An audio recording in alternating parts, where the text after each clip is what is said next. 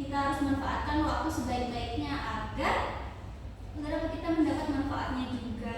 Oke, anak-anak, langsung kepada topik pembelajaran kita hari ini, yaitu mengenai keberagaman yang dimiliki Indonesia dalam bingkai Bhinneka Tunggal Ika, yang tentunya dengan tujuan agar siswa maupun anak-anak ibu sekalian ini dapat memahami apa itu konsep Bhinneka Tunggal Ika, kemudian makna persatuan, kemudian juga bentuk keberagaman dan permasalahan sehingga mampu menganalisis video yang dibawakan. Oke. Sekarang ibu mau tanya, apa semboyan negara Indonesia? Saya Bu. Oke, boleh Intan? Bhinneka Tunggal. Tunggal apa? Udah segitu aja. Ika. Bagus. Kalau maksudnya apa maknanya? Boleh dulu. Walaupun berbeda-beda tetapi tetap satu tujuan. Betul sekali. Apa sih maksudnya? Udah dong, udah gitu. Nah, dari semboyan kita tadi tentunya materi kita akan berkaitan dengan semboyan dari negara kita, yaitu mengenai keberagaman masyarakat Indonesia dalam bingkai Bhinneka Tunggal Ika. Yang mana pembahasan materi kita ada 5 poin, yaitu mengenai konsep Bhinneka Tunggal Ika, kemudian makna persatuan dalam kebangsaan, ada bentuk keberagaman masyarakat Indonesia, pengaruh keberagaman masyarakat Indonesia, dan juga permasalahan yang mungkin akan timbul dalam keberagaman. Nah, memasuki materi pertama yaitu mengenai konsep Bhinneka Tunggal Ika. Nah, di mana Bhinneka Tunggal Ika yang setelah disebutkan dengan Intan tadi, yaitu Bhinneka Tunggal Ika yang memiliki makna berbeda-beda Tetapi tetap satu tujuan. Dimana di situ nampakkan kalian bahwasanya Bhinneka Tunggal Ika ini dicengkram oleh lambang negara kita, yaitu negara Pancasila. Terdapat tulisan Bhinneka Tunggal Ika yang mana Bhinneka Tunggal Ika ini dijadikan pedoman bagi masyarakat Indonesia untuk selalu senantiasa tolong menolong, tentunya kan hidup rukun dan juga bersatu padu demi menjaga keutuhan dan juga kemajuan bangsa. Selanjutnya, tentunya dalam Bhinneka Tunggal Ika harus juga memiliki persatuan di dalam kebangsaan itu sendiri. Di mana persatuan dalam kebangsaan ialah seluruh warga Indonesia ini harus bersatu padu untuk membentuk Indonesia yang utuh, saling bekerjasama dan juga menjadi bagian dari satu bangsa. Nah, urgensi daripada persatuan ini dijadikan sebagai fondasi keutuhan bangsa, kemudian kunci meraih cita-cita dan juga kekuatan dalam menghadapi tantangan maupun permasalahan yang timbul. Oke, selanjutnya mengenai bentuk keberagaman. Ada yang tahu apa saja bentuk keberagaman di Indonesia ini? Suku, Boleh Rahayuni? budaya, agama, Oh, bagus. Intan? Bahasa. ras, Bu. Oh iya, keren-keren, betul. Itu semua adalah bagian dari keberagaman yang dimiliki oleh Indonesia. Suci, perhatikan Ibu Suci. Tak boleh. Yang tenang. Oke. Selanjutnya kita pertama akan membahas tentang agama dari Indonesia sendiri. Itu ada 6 agama yang diakui, yaitu ada Islam, Kristen Protestan, Kristen Katolik, Hindu, Buddha, dan juga Konghucu. Di mana Islam itu memiliki pemeluk yang paling besar di Indonesia, sedangkan Kristen Protestan ini adalah pemeluk agama yang terbesar kedua. Oke, selanjutnya itu ada suku. Suku itu adalah sekelompok manusia yang dapat mengenali dirinya dan juga dari garis keturunannya dan dari nenek moyangnya yang dianggap sama dan memiliki ciri khas tertentu. Contohnya itu dari bahasa, kemudian perilaku, agama, serta kebiasaan maupun kebudayaan dari mereka. Nah, suku itu kan ada banyak sekali anak-anak ya. Nah, di sini gue ada mencantumkan dari 3 provinsi, itu ada Aceh, Jambi, dan juga Papua. Dari suku Aceh itu yang pertama ada suku Gayo. Nah, suku Gayo ini merupakan suku yang paling besar di provinsi Aceh. Nah, itu ada 3 di bawahnya itu ya ada juga di provinsi Aceh tapi nggak banyak gitu. Terus ada Jambi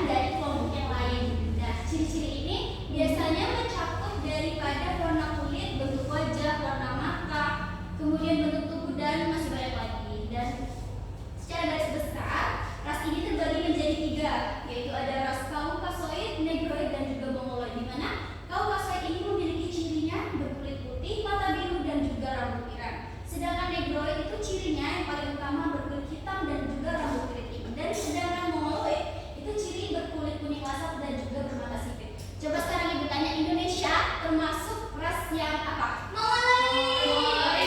Ya betul sekali. Indonesia memiliki kuning yang langsat dan juga bermata sipit. Ibu.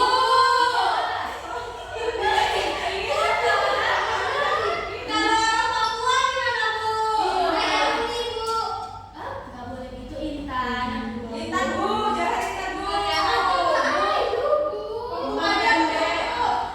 boleh itu ya. Rasa sudah nggak boleh. Ibu suci sakit, Bu. Kenapa Suci diam aja dari tadi? Kenapa Suci? Nah, Suci saya sampai pertanyaan sudah tadi. Selain Mongoloid, Indonesia itu juga memiliki ras campuran dari berbagai macam daerah ataupun negara yang sudah di Indonesia yang maupun memiliki keturunannya. Itu contohnya seperti Malayan Mongoloid, itu ciri kulitnya gradasi antara kuning, coklat hingga gelap, dan mungkin kita bisa masuk ke ras ini itu ya. Terus ada juga ras Melanesoid, itu cirinya kulitnya berwarna gelap, bibirnya tebal. Nah, itu biasanya di Papua dan juga di Ire. Nah, terjawab kan Kira bahwasanya yang di Papua itu adalah ras Melanosoid. Ya, oke. Kita lanjut ke adat istiadat dan kebudayaan. Adat istiadat ini adalah kelakuan yang relatif turun-temurun dari generasi, diturunkan kepada anak-anaknya sehingga integrasinya dan pola-pola perilaku dalam masyarakat. Sedangkan kebudayaan ini seluruh hasil karya ataupun ide maupun cara hidup manusia yang diturunkan dari generasi ke generasi. Ini contohnya bisa jadi bahasa, adat istiadat, kepercayaan, seni, ilmu pengetahuan maupun teknologi. Nah, di sini ibu ada memilih dari 4 provinsi yang bisa kalian lihat, di mana ada pertama itu provinsi Jambi, provinsi kita sendiri. Itu ada salah satunya itu Kendurisko. Nah, Kendurisko itu merupakan yang dilakukan oleh suku Kerinci. Nah, suku Kerinci itu melakukan itu di saat-saat tertentu seperti memperingati hasil panen dan juga untuk mengukuhkan gelar adat. Nah, kedua itu ada provinsi Bali. Upacara ataupun kebudayaan itu ada ngaben. Nah, ngaben itu maksudnya apa, Bu? Jadi maksudnya itu pembakaran jenazah. Jadi itu dilakukan oleh umat Hindu. Jadi mereka percaya bahwasanya kebudayaan ini dilakukan oleh mereka harus, jika ada orang yang meninggal itu harus dibakar gitu ya, agar jiwanya tenang. Itu kebudayaan dari provinsi Bali. Sebenarnya ada provinsi Dia Intan, Ibu Intan. Intan ngobrol berapa sih? Nah, Bukan bisa ganggu. Lanjut nggak nih? Nggak boleh gitu dong, Intan. Oke, selanjutnya dari provinsi Nusa Tenggara Barat itu ada tradisi bau nyele. Tahu nggak kalian bau nyele itu apa? Tidak, Ibu. Baunya apa? Bau. Bukan bau ya. Pakai kita. Nggak, salah. Tradisi bau nyele ini itu konon katanya dari legenda Putri Mandalika. Tahu nggak kalian? Nggak nih. Kalau si Pintar tadi kan tahu. Ya, seperti itu ada. Konon katanya dari Putri Mandalika ini adalah putri yang cantik jelita hingga dia disukai banyak pemuda, sehingga banyak pemuda berdatangan ke daerah tersebut, ya kan? Dan meminang putri tersebut, namun putri tersebut bimbang, tidak bisa memilih begitu kan? Hingga di suatu saat di satu tempat di atas jurang di bawahnya itu ada pantai. Nah, di situ dia memberikan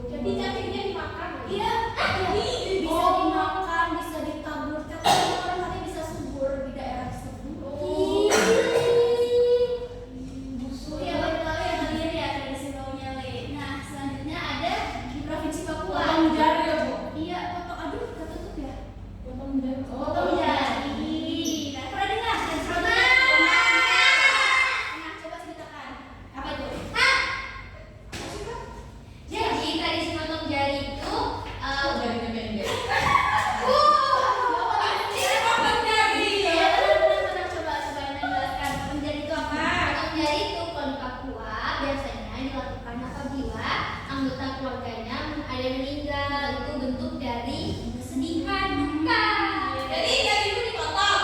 Dari ibu panjang. Potong, misal tunjuk untuk bapaknya, Jempol untuk siapa, Bu? ibunya, ibu jempol. Ya. Nah, tambahan lagi kalau orang yang meninggal itu orang tuanya akan dipotong 2 ruas lagi. Nah, kalau dari anggota keluarga, sedangkan dari saudara itu hanya 1 ruas saja. Bu, ini potong sampai sini atau segini, Bu? Lagi ibu kurang tahu ya. Dengan informasi yang ibu dapatkan seperti itu. Susah lu makan kali. Pakai sing dong, Vira. Iya, dari orang semuanya meninggal. Kalau sudah meninggal semua, kita bikin Kawan kakek ada yang piatu. Aku sih. Lucu banget ya kalian ya. Ya itu kan dari Papua ya, nggak semua suku itu melakukan hal tersebut. Ada beberapa suku saja. Banyak juga yang sudah meninggal karena ya menyusahkan dirinya begitu kan untuk aku melakukan seperti itu. Oke, selanjutnya itu ada pengaruh keberagaman dari masyarakat Indonesia. Nah tentunya keberagaman ini dipengaruhi oleh beberapa faktor. Di antaranya ada letak geografis yang strategis, ada kondisi alam yang beragam, dari sejarah juga bisa, komunikasi dan transportasi, dan juga kemajuan teknologi. Dan keberagaman ini tentunya memberikan dampak positif dan negatif. Di mana dampak positifnya itu apa? Terciptanya integrasi nasional, sarana memajukan daripada keberagaman itu tadi, kemudian memperkaya budaya bangsa. Sedangkan negatifnya terjadinya konflik dalam masyarakat, kemudian muncul sikap primordialisme, sikap etnosentrisme, komunikasi dan transportasi, dan fanatisme yang berlebihan. Oke. Ibu, Iya. boleh permisi ke WC, Bu? Lama enggak? Enggak. Boleh. Pipi. Boleh. Bohong itu. Ini Jangan lama-lama ya, Vira. Iya, Ibu. Oke, kita lanjut ya. Oke, Bu, tanya dari keberagaman tadi kira-kira permasalahan apa nih yang akan muncul dari keberagaman? Coba, ada yang tahu? Ada yang bisa? Dari keberagaman tadi, dari dampak dari positif dan negatif, tentunya apa sih permasalahan yang bakal timbul dalam keberagaman ini? Aku lah, orang kita. Aku pintar ya. Ayo, ada yang tahu? Nah, konflik Bu, konflik. konflik itu apa?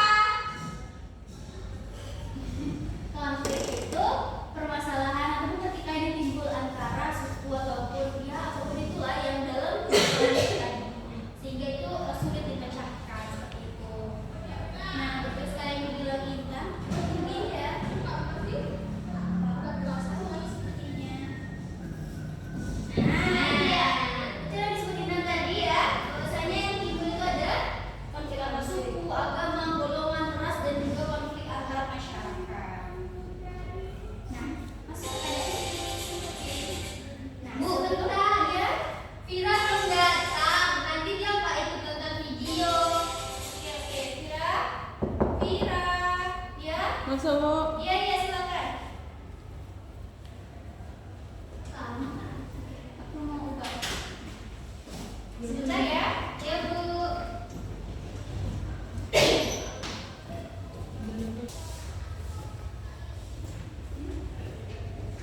Oke, maaf ya namanya ibu tinggal sebentar tadi. Iya, Ibu. Oke. Lama-lama, Bu. Nggak boleh Vira. Ini di sini yang harus di-stop ya. Nah, jadi setelah ibu paparkan materi tadi, sekarang ada tugas kalian nih. Jadi tugasnya itu kalian simak video kasus ini. Nah, terus dianalisis dari video ini dan juga ditemukan upaya pencegahan dari kasus tersebut. Nah, tugasnya ini kelompok ya. Ini ada 6 orang. Boleh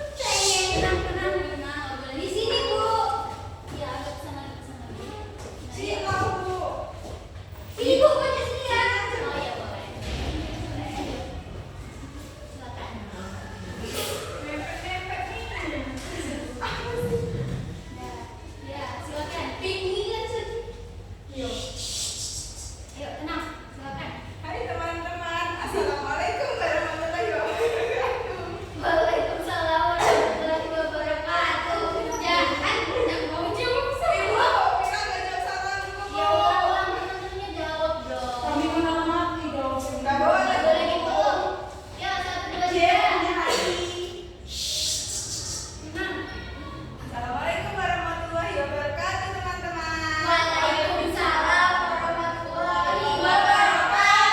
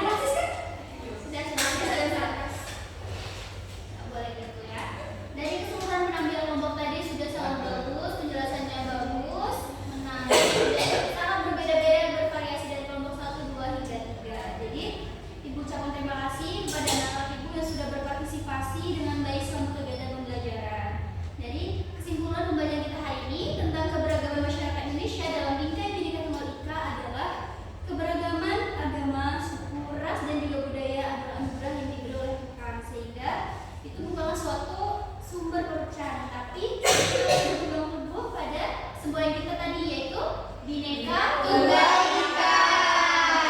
Ini berbeda-beda tapi tetap satu Jua.